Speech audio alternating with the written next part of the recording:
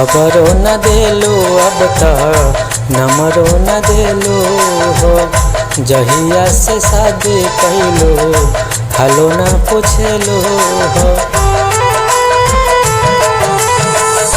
खबरो न देलू अब तक नंबरो न देलू हो। जहिया से शादी कैलू हालो न पूछलू हो। असही सतैबो काहे जान